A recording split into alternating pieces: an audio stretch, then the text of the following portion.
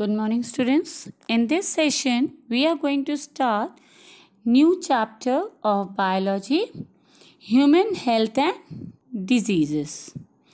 Okay, now with human health and disease, what do you mean by health? Simple thing, health is known as a state of body and mind. There are similar many factors which affects the health: lifestyle, habits, infections, food, genetic disorders, deficiencies. All these are the factors which affect our health.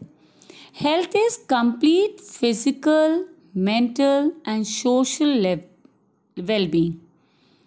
Now, see, health, it increases our efficiency of doing any work. Due to increased productivity, prosperity is there. So, infant and maternal mortality will be reduced if the health is better. Now, many factors are there which affects the health. So similarly, there are measures which should be followed to achieve good health. See, awareness of good health, it also should be the awareness of diseases and their effects. People should be aware of diseases and their effects. Next is vaccination. Different vaccinations are there against the infectious diseases. And so proper vaccination on time should be given, even to the infants, small child, even whenever any disease is there, it should be properly treated. And there are many heart problems also. So people should be aware of different heart diseases. Nowadays we can see that these heart diseases are affecting children also. At any age it is affecting. So we should be aware of these. Simple, what do you mean by disease? See, when functioning of one or more system of the body is affected. Now, what are the characteristics of a good health? See, it gives proper efficiency, working pattern, productivity. All these are affected by the good health. These are the characteristics that a person is more confident. He feels joy. He enjoys each and every moment if he is healthy. But same, if he is not healthy, he will spoil everything. Okay. So, we have seen that today the rate of infants and maternal mortality is reduced. That is due to the good health only. Okay. So, for proper functioning of life, everything, it is needed that a person should maintain good health.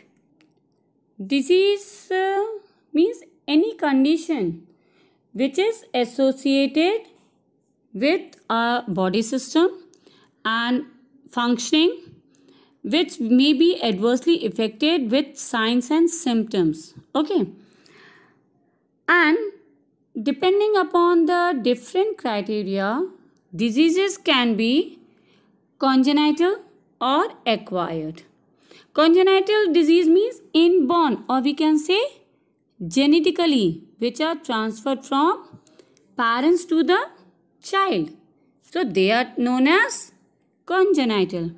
And like we have studied also in previous chapter, inherited diseases, chromosomal diseases, all these are congenital diseases. Acquired disease are either infectious or we can say communicable, and non-infectious, means which cannot be transmitted from one person to the other. So, acquired disease can be easily transmitted or not transmitted from one person to another. Okay, like AIDS, colds, these are infectious, while cancer, it is non-infectious disease. See, disease causing organisms are called pathogens, like bacteria, virus, fungi, protozoans, and helminthes. All these are pathogens which causes disease. See, pathogen enters body by various means and then they multiply and interfere with normal vital activities. Clear? So, see what happened? Pathogen causes morphological and functional damage to our body, and they are adapted to the environment of the host.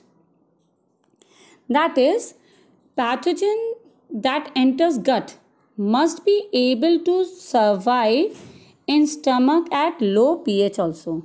So, they affects the host body and causes disease.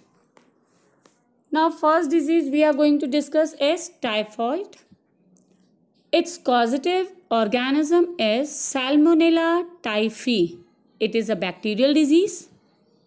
It enters small intestine through contaminated food and water and migrates to other organs through blood.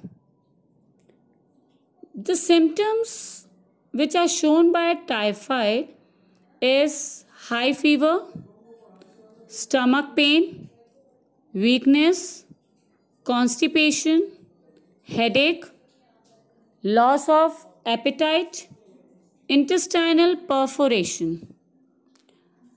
Now, typhoid was named after the name of typhoid carrier, Typhoid Mary, who was cook and spread typhoid for several years. Typhoid can be diagnosed by Widal test. Pneumonia, its causative agent is Streptococcus pneumoniae and Haemophilus influenza. It is a bacterial disease and its infection spreads by inhaling the droplet aerosol released by infected person, or it can be even transmitted by sharing glasses, utensils of infected person, means with food and all. So, for prevention, we should not use the same utensils the infected person is using. Symptoms are fever with chill, cough, headache, lips and fingers nail turn grey to blue, and sore throat for 3 to 7 days. Common cold is caused by rhinoviruses. By name only it is clear that it is a viral disease. Infection spreads by inhaling cough or sneezing droplet of infected person, by sharing pens, utensils, means anything that particular person is using, even computer keyboards also, doorknobs, anything. If that person is using and we are touching it, then it will be transmitted to our body. That's why we should take care of that.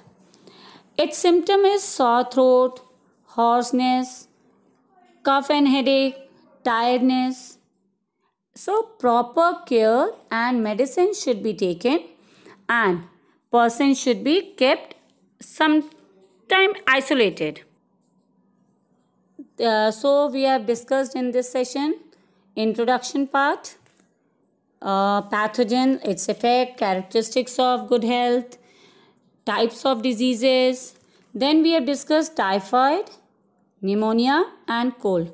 In next session, we are going to discuss about other diseases, its causative agent and prevention. Thank you. Have a nice day.